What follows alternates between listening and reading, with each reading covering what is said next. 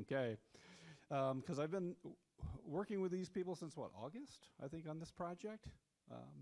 So it's been some painful times and also some very uplifting as we kind of formulated some things together.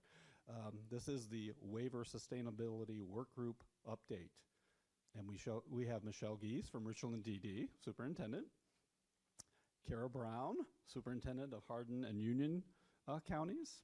Tyler Davis, who presented earlier. Thanks again, Tyler, for double duty. Champaign and Shelby County Board of DD.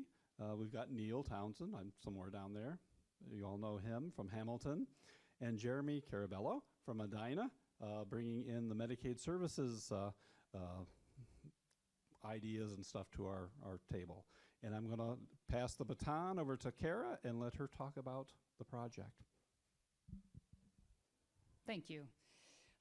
So we figured scheduling at the end of the day was a win-win. The room was either going to be full and we were going to keep everybody around for the end of conference, or you were all going to leave and this was going to be an empty room. Either way, we win.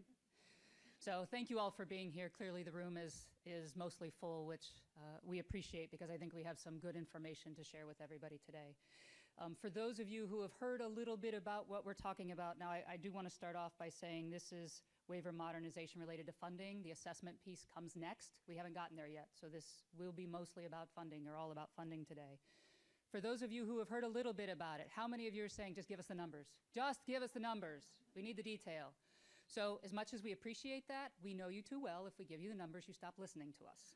And we really want you to hear what it is we have to say about how we got to where we are today. So those numbers will most likely be coming out the beginning of the week. You'll get them. But before you even get them, I need you to hear this, and I'm going to say it more than once. Those numbers are for illustration only. They are not the real numbers. They are old numbers. They are 23 numbers. When you get them and you look at them, do not panic. Those are old numbers. We recognize there's lots of variables in there. It's for illustration only. We'll use more current numbers as we move forward in this process. So what did I just say? Old numbers. That's what I just said. Please keep that in mind. We know everybody's really anxious to hear what we have to say about this. We're talking about funding. We're talking about what we all received today. We're talking about how do we mitigate risk moving into the future. And I can assure you that all of us on the committee have felt the pressure on this topic. It's important. It's important for the foreseeable future for our system. And we want it to make sense. So that's where a lot of our efforts have gone into this. I also want to say our work's not done yet. We are not at a full skeleton with all the bits and pieces put around it. There's a lot of work left to be done. But we felt like it was time to bring it to you and share where we're at least gauge if we think we're on the right track, because we've got over 400 man-hours into this. So if we're not on the right track, we need to know now. But before we get into the details, I want to set the stage on how we got to this point. We know we're going to be asking you to trust our motives, our intent, and how we got where we are today. And in asking you to trust us, I want to talk about who all has been a part of this group. So we represented all 6 superintendent regions from the county board perspective. We represented small, medium, and large counties. We also had a range of positions, including superintendents, assistant superintendents, business managers, and Medicaid managers. So we've taken a lot of care and effort to try and take into account all the perspectives as best we can. This is the first statewide work group I've been on in a really long time. Wasn't quite sure what to expect. Here's what I want all of you to know. This has been a collaborative process. I can truly say, and I think I represent those of us on the committee, that this has been a partnership between the county boards, DODD, and Deloitte. I personally haven't felt strong-armed. I haven't felt pushed in one direction or another. It has been a partnership, and we have worked together really closely and I think really well. And I think that's important as we ask you to put some faith and trust in what it is we're about to share with you today. And as I do that, we talked about all the different counties and positions that are represented. I'm throwing the whole committee on the bus. If everybody who participated can stand up right now, because these are the people who will help you answer questions. If you've been on this group, if you'll stand up, please, just so everybody can kind of see who's been a part of this.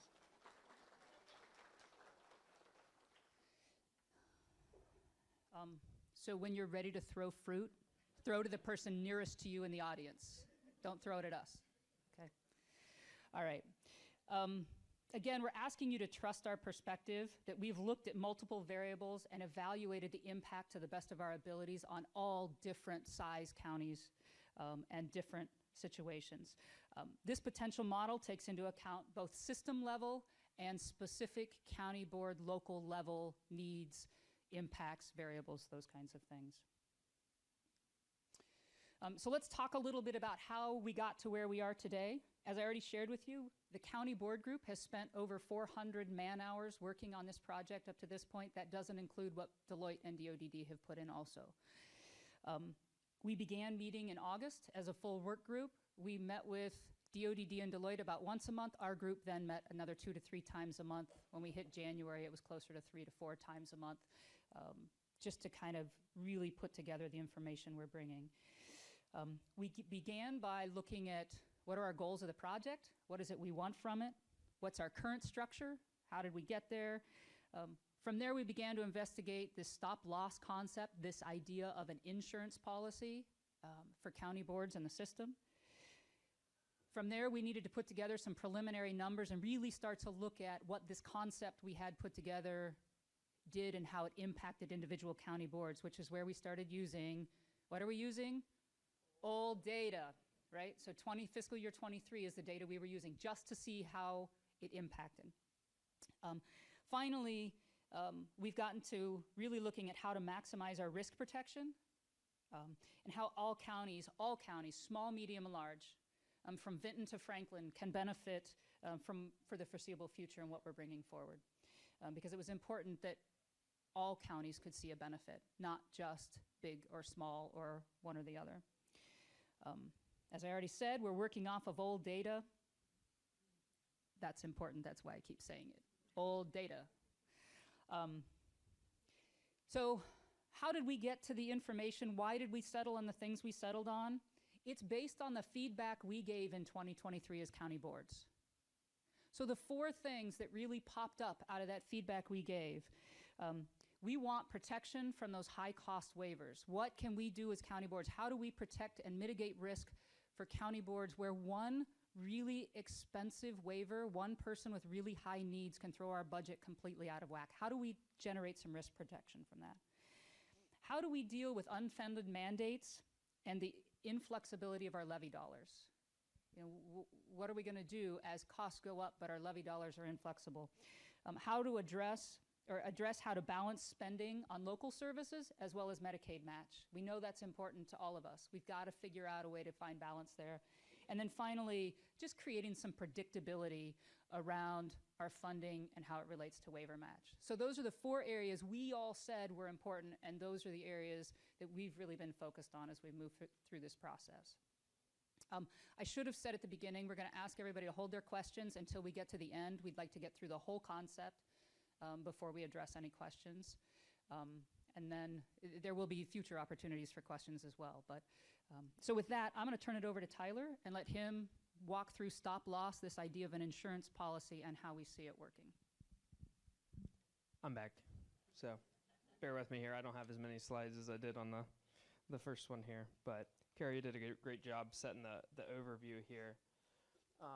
One of the items that was really apparent, and it's kind of crazy to think that this kind of started with the survey, and this is how far we came with it, was the idea of the risk associated with a very high cost waiver and how much that affects your own, sustainability with cash flow, as well as just the predictability and the ability to actually do cost projections in an accurate way. So to kind of start high level, because Jeramee's going to go a little bit deeper with stop loss, I kind of want to start there and kind of give a picture of what it looks like. So every county is going to have a specific stop loss threshold. And this example on the right with the bar chart there represents an example if your county had a $100,000 stop loss. So what this would mean is that if you had a waiver that exceeded $100,000, the amount of authorizations that exceed the $100,000, that match would be covered 100% by state allocation. So what we would be looking at in that scenario is that if you had a $400,000 waiver and your stop loss threshold was $100,000, you basically could budget for it as a $100,000 waiver. So that does a lot of things. The first thing that jumps out to me is that's protecting a county from huge changes in volatility on expenditures. And not only just from the cash flow sustainability side, but what it also does is it helps that predictability on your budget, because in my case, and I'm sure in some of the cases that you've had as well, is that sometimes these very high need individuals sometimes are on the waiver, and then another moment they may not be. They might be in an ICF or they might be at a DC, and it can bounce back and forth, which makes it incredibly hard to give good data to Christy on this cost projection, because we have to plan for that and we have to account for it, but it's shifting our, you see it where we project this amount in expense and the actual is the next number. So that represents kind of a high level what this would look like. The next slide has just a little bit more about, the risks that's faced by counties, and a little bit more granular here, about what counties have risk and how we want to prioritize the funding towards that risk.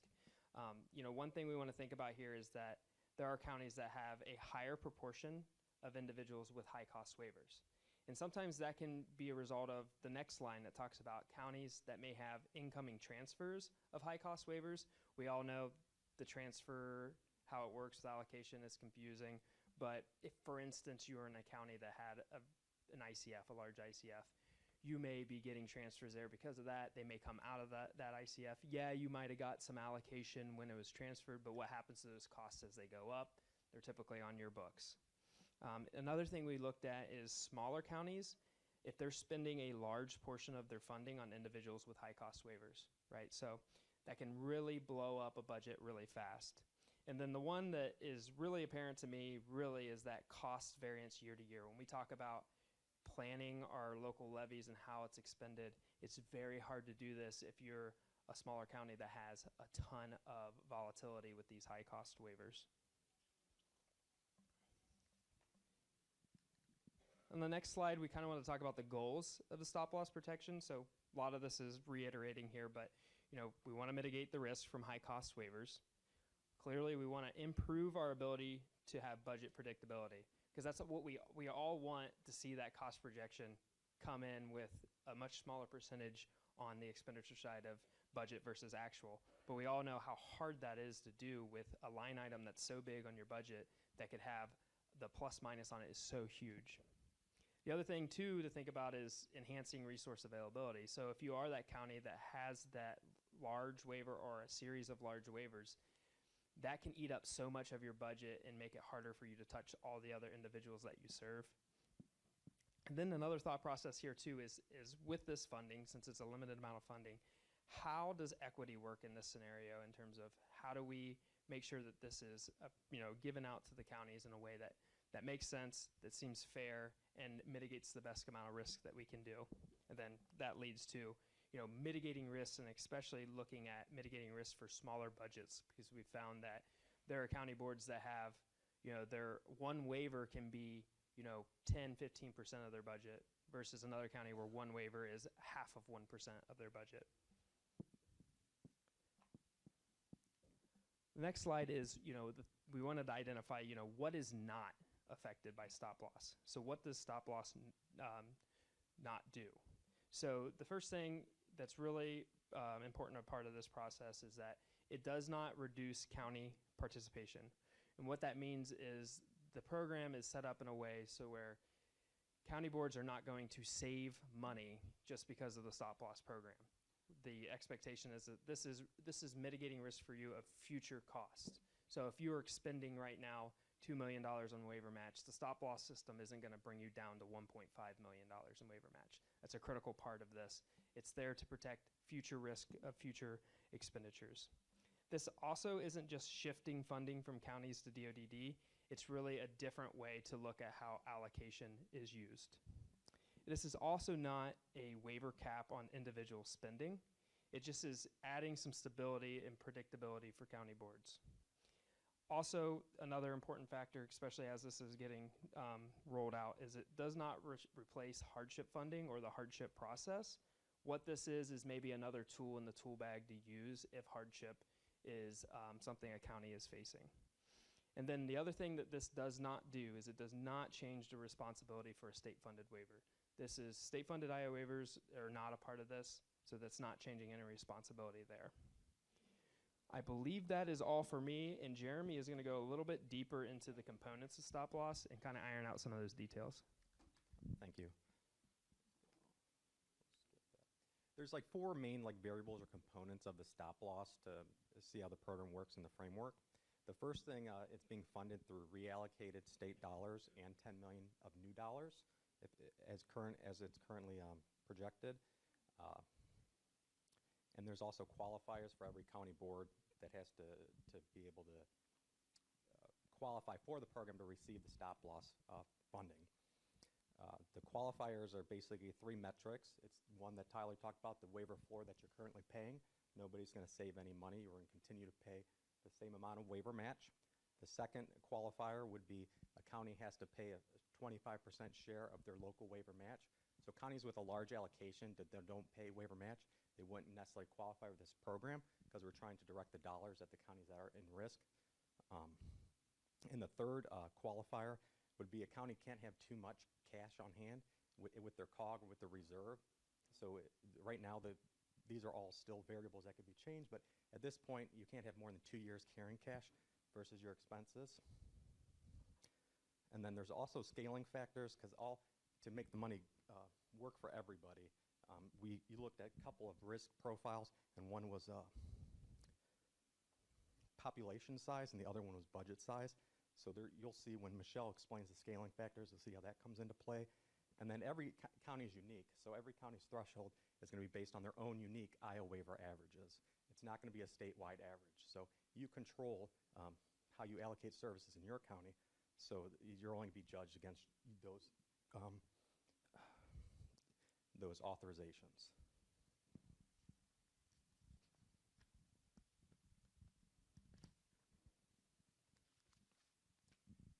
And as we mentioned, the funding for this is going to be 10 million of new state dollars and 10 million of reallocated state allocation. To figure out how that's going to be moved and portioned out, there's a formula here. It's based on how much IO waiver match you're currently paying over the whole state's IO waiver match times the 3.5% that's needed of this current state allocation with fiscal year 23. So that 3.5% is not going to be 3.5% all the time. It'll just be 3.5% as the amount of state allocation today. And then state allocation will be reallocated regardless if you are eligible or not for the program.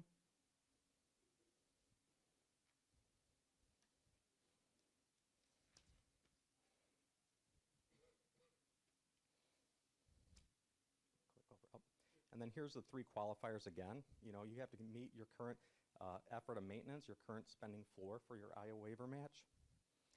So you have to continue to contribute the same amount of money as you did in the previous period. Your local match over total match has to be at 25% or more of what you're paying. So again, if you have a large state allocation right now, you wouldn't qualify for the program today.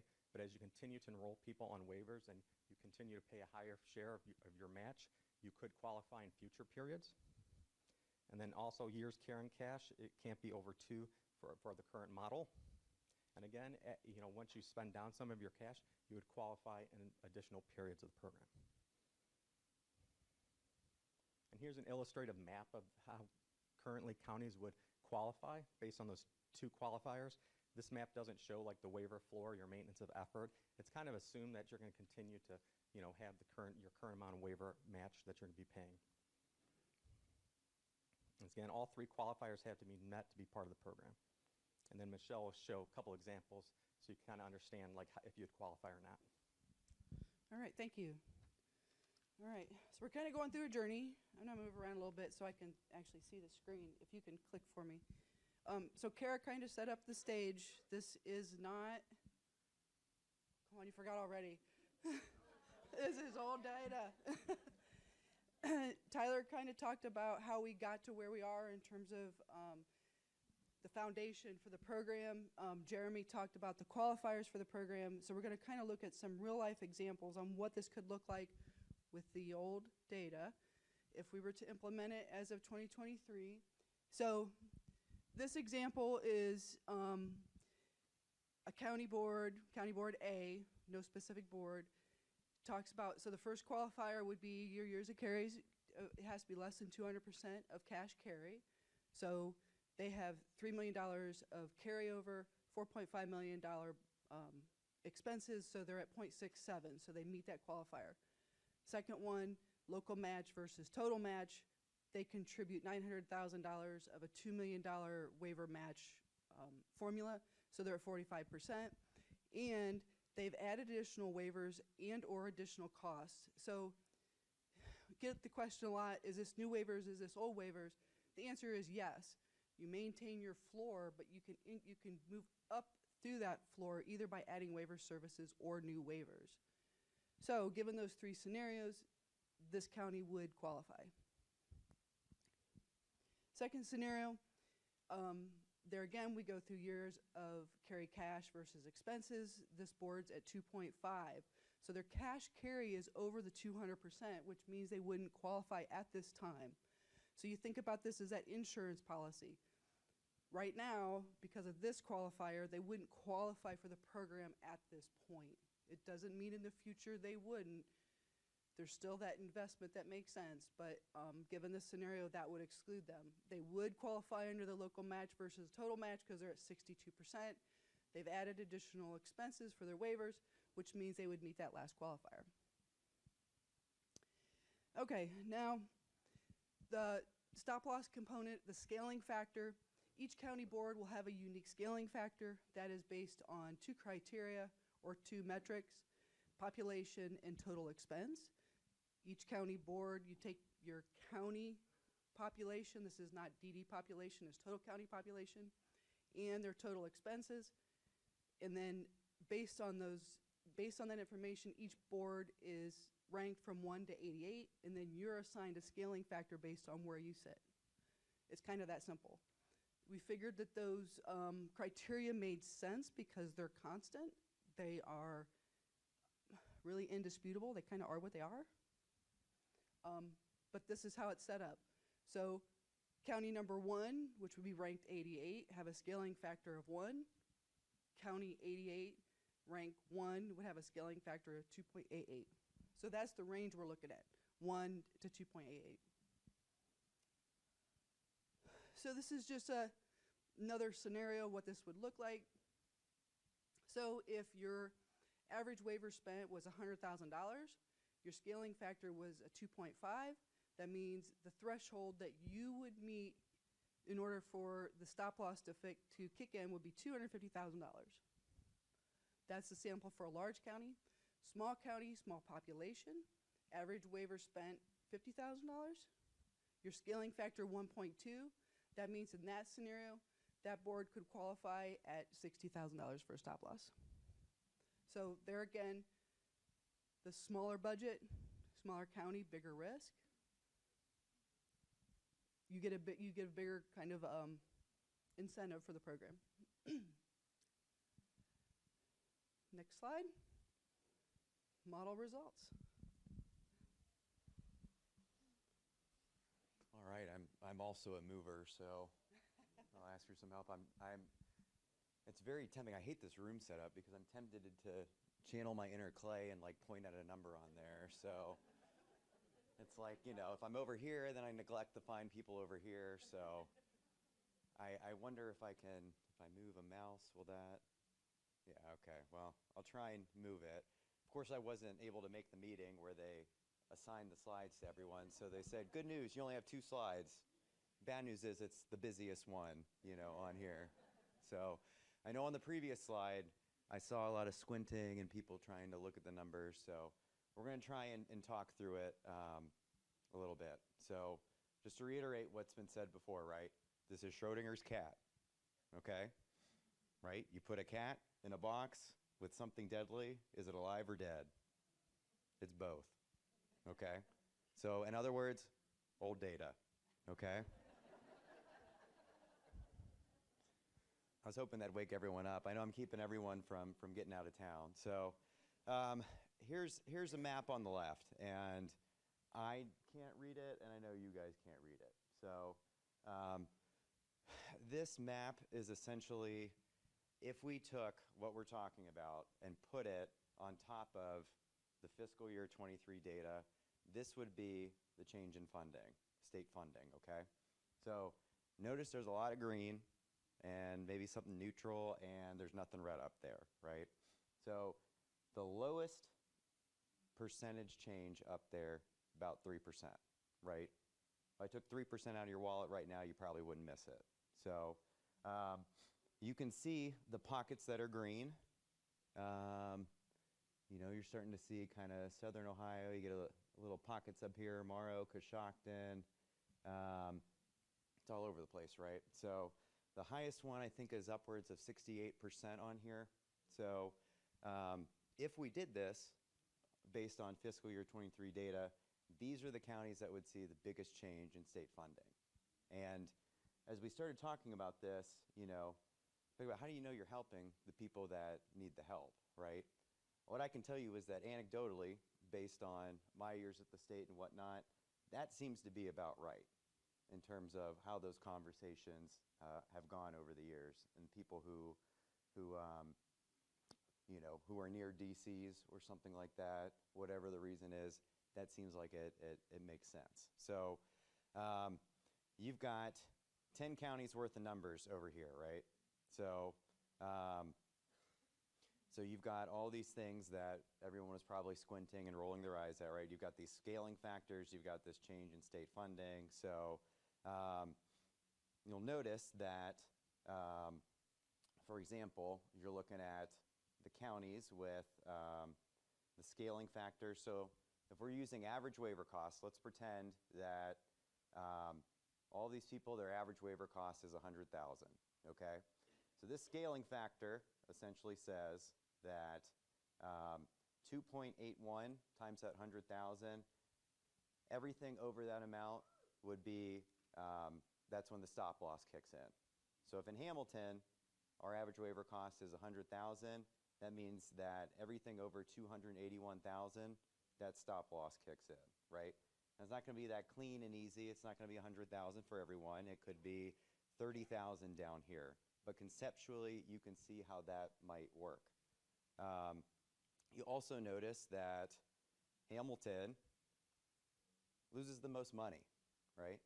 So either I'm stupid or I'm generous, and you know, I suppose they're not mutually exclusive, right? So why would Hamilton agree to something like this, right? Because it's an insurance program, okay? So yeah, if you tucked it on this, we'd come out the worst. But you know what we're also seeing that I hear a lot of other people are experiencing? Large number increase of children on waivers, right? What happens? They're not going to get cheaper over the years probably, right? So I've heard rumors from other people start talking about, you know, especially with these rate increases, $1 million waivers. We'll probably hit that at some point, right? And wouldn't it be nice if we could just pass it on to our friends here at the state? So now, who are the stupid and generous ones, right? No comment. So right, you know, in this example, Franklin, Hamilton, you know, seem like on paper they don't turn out as well, right? You know, Cuyahoga, Rachel was on this group, and we went in preparing to not come out so well, but Rachel came out smelling like roses, so she must be doing something right. So conceptually, right, you're going to see when these numbers get sent out, you know, $3,000, $1,800 here, right, something like that.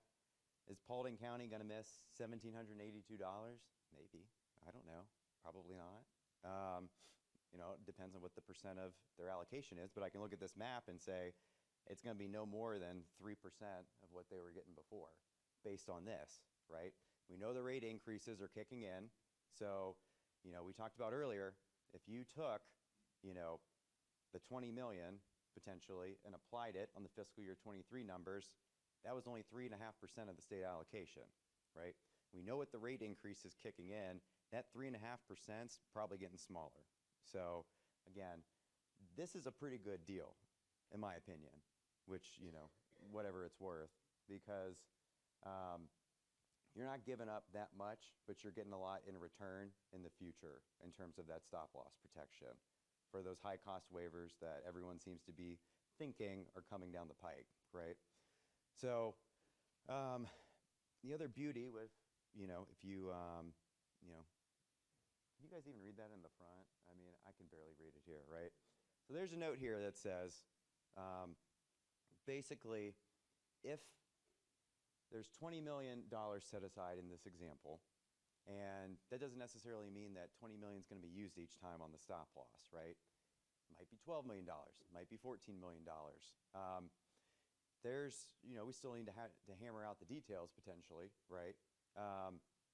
But there's a chance that, yeah, jump the gun. You guys gave me the busiest slide, remember, I got to talk about it for a while. There's a chance that you could take whatever isn't used in this stop loss program and make everyone whole, right? So, oh. I didn't realize that was such an intimate comment, but you know. Steve, you got to buy me dinner first, brother.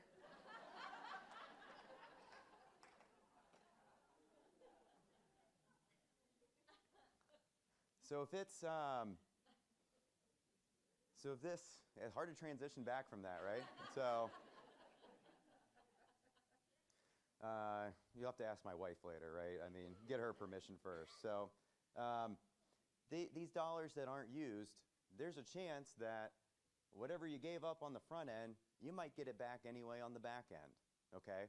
So now, again, you've gained this stop loss protection, this risk protection like an insurance program, and you might not have given anything up, right? So again, who's stupid and generous in this example, okay? This is a pretty good deal, guys. I mean, that's what I think bottom line, if there's anything we're going to convey here, it's that, you know, there's different ways of doing it. You could slice it up different ways, and it's not final, and there's things that need to be worked out. But in my opinion, it's a pretty good framework for protection against what Tyler was talking about in the beginning, right? The people who get that $500,000 transfer and are like, I don't want to take it. And it's like, well, you don't have a choice. But this would make it a lot easier, right? And all it takes, 3% at most, using old data. So I'm trying to see, I think I probably covered most of this, right? So these things I think have been pretty well talked about. So scaling factors, thresholds, county qualifications, right? We've talked through all that. But here's the bottom line. If you don't qualify for this, nothing's really changing. It's going to work like it was before, okay? You might get, you know, little, in order to get that protection, you know, you might, for everyone else, you might get something taken at the corners for your state allocation, but otherwise it's still working the same thing. And if you do qualify, it's still the same thing, but that stop loss protection kicks in. So there's a lot of words there, but if you don't qualify this time around, you might next time. Whether we do it every year, whether we do it every 2 years on a budget cycle, just because you don't qualify now doesn't mean that you wouldn't in the future. And that's where, to me, the trade-off is worth it. So to have that protection later. So like we said, you know, there's a chance you get this protection, and whatever you give up on the front end, you might get it back anyway. So pretty good deal to me.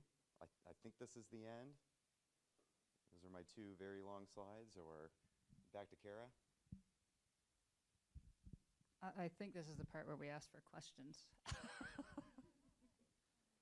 Okay, everybody can go home now. We're done. Hang on, we gotta get you a mic.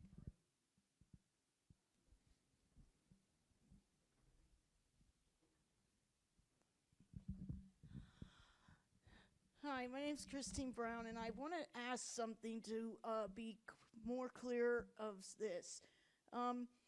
You know, when somebody's on IO and the IO waiver has the I budget outside and homemaker personal care on the ODDP side. Altogether, that can be more than 200,000. Well, you guys were saying like this money of this 100,000. What could you break it down? How would this work? Because the thing is, the changes in the money going by the rate increases. What would they do if the rate went up? We know that they changed the ranges until we figure out the new system. But can you just explain better, because I couldn't understand it?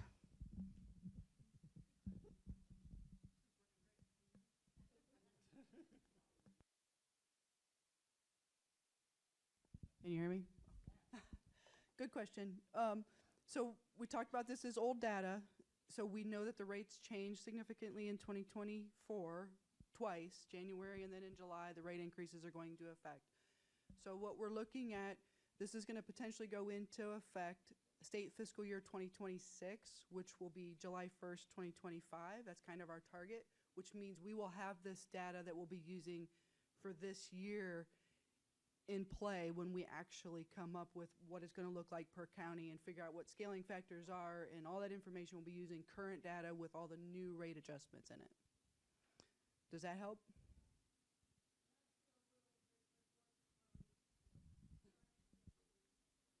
So I think you asked a very good question, and let's see if this is what you were asking. So the goal for this is that the person being served, there's no interruption in the services they received. It's all about who's paying for what. So let's say somebody has costs that are, let's just say $500,000. So instead of, and let's say that somebody's stop loss threshold is at $250,000. So the goal for this is that it really just kind of changes who pays for what. So the county board could pay the match on the first $250,000 first for those services, and then that second $250,000, that's where that protection from the state comes in. So it's really just kind of changing. It shouldn't be an interruption in services, but it's changing who pays what, essentially. Does that help at all? I think Todd. All right, I got to get over to Todd. I already owe one dinner. Hopefully I won't another. No, not at all. In the state, the meetings that include the department, has there been any talk about, once you meet the threshold, what is the limit on what an SSA locally can authorize that the state now has to pay?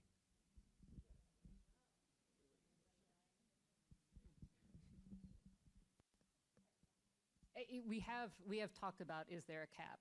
And correct me if I'm wrong, I think the answer is no. There's no cap.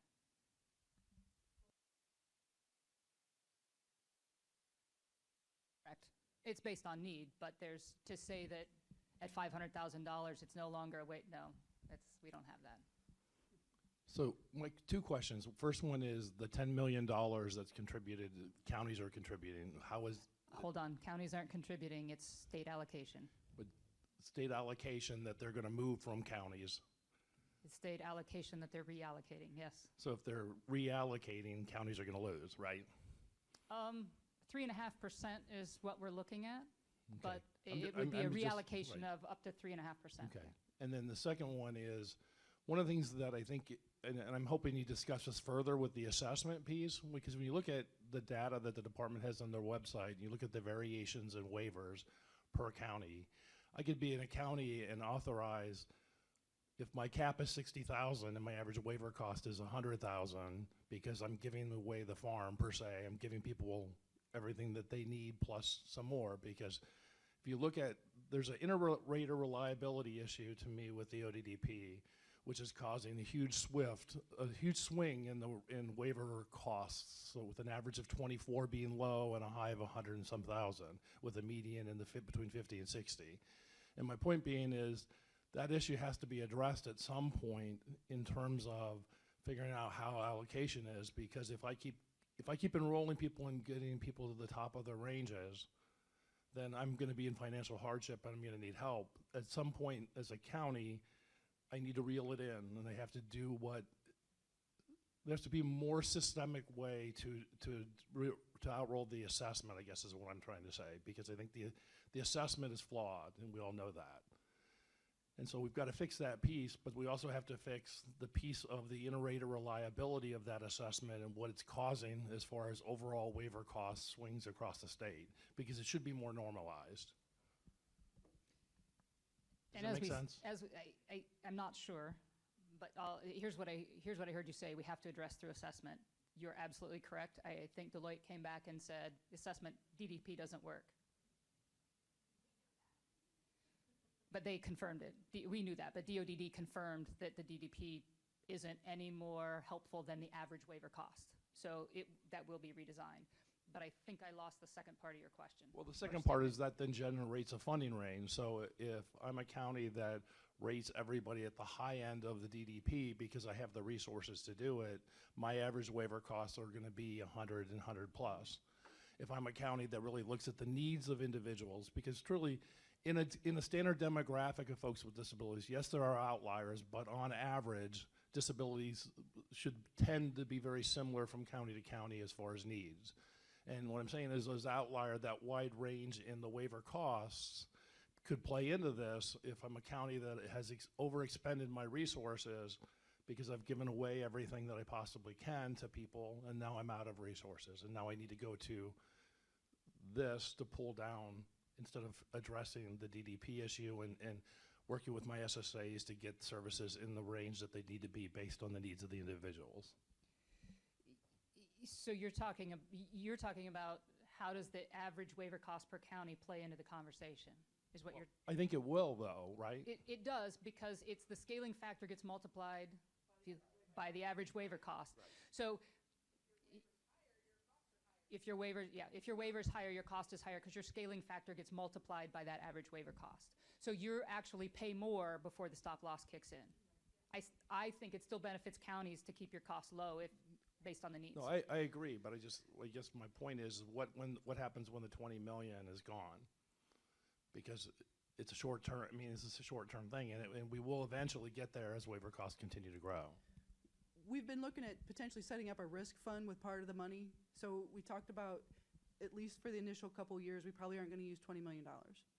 Just based on the data we have today, it's going to be less than that. And reallocating that back to the counties with keeping a portion of it as a risk fund. So it will be several years, I believe, before, because counties will have to build up beyond their floor, and they'll have to be able to stay above that before they can even access those stop loss dollars. It's going to take a little while to build the system up. So, and then if we keep that risk fund substantial, and it doesn't have to be millions and millions of dollars, just enough to maintain the system for a few years. So if something happens, then DODD really isn't holding the bag. There's funds there to kind of address that. So that's one of the things that we still haven't worked out details, but definitely part of our conversations. And Lou, I want to go back to what you said about reallocation. For counties who don't qualify or already aren't, somebody help me with, you don't pay anything. So if you're not paying any waiver match, you're not sending any reallocation back. You stay flat. You're still zero. So. Over here. Question as far as the fund balance, like holding funds back. I mean, could you do that within the state funding? I mean, and if you do that, all it's going to take is a new set of senators and, it's gone. Am I wrong in that? Their money. They could take away the allocation now if they wanted to. Yeah.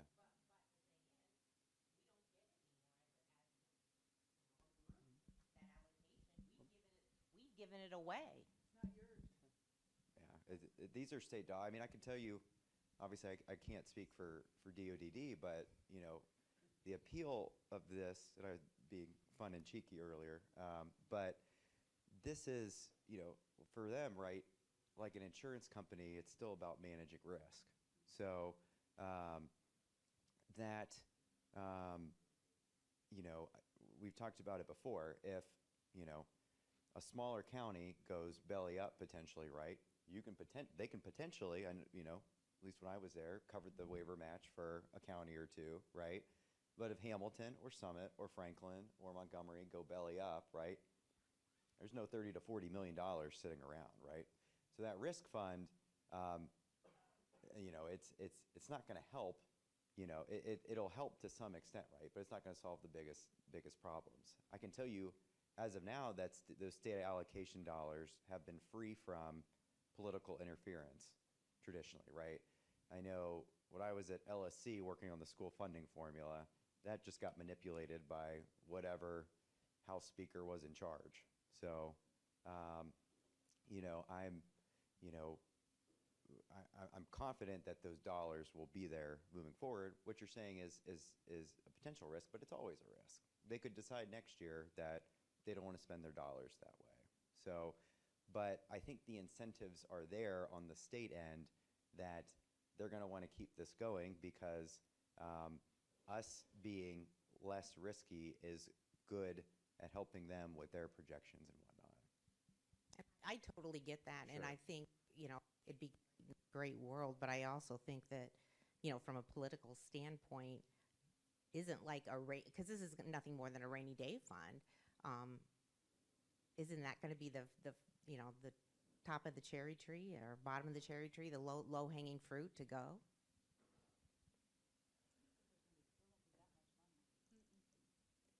I don't think we're talking about, you know, I don't know. I mean, we would still have to set aside, you know, how much could potentially be set aside, but I don't think it would be, you know, a large amount. And Beth can probably tell you that she's got a few tricks up her sleeve to, you know, stow away some unencumbered funds. So you know, I have faith that they would protect that. If I recall correctly, too, a certain extent of retainage would be that this program, we have to all remember, is still going to be all based on estimates, right? Because we're not reconciled. So the state's going to be interested in some sort of retainage in case it goes the other direction. And I think that's probably the starting point. And then it goes, okay, what's practical after that? Does it make sense? And we haven't got that far.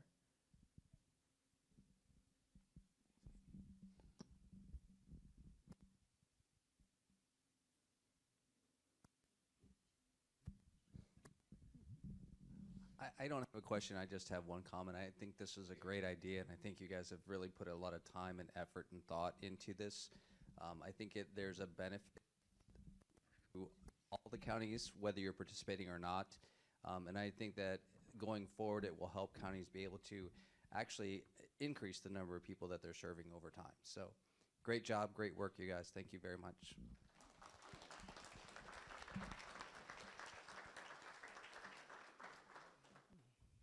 So just to finish up next steps, next week, probably the beginning of next week. I don't think it'll be yet today, but we'll give you the weekend. You don't have to worry about it. Numbers will come out in the beginning of next week. Numbers are old data, right? It will help you understand how it affects you. It is not current data, okay?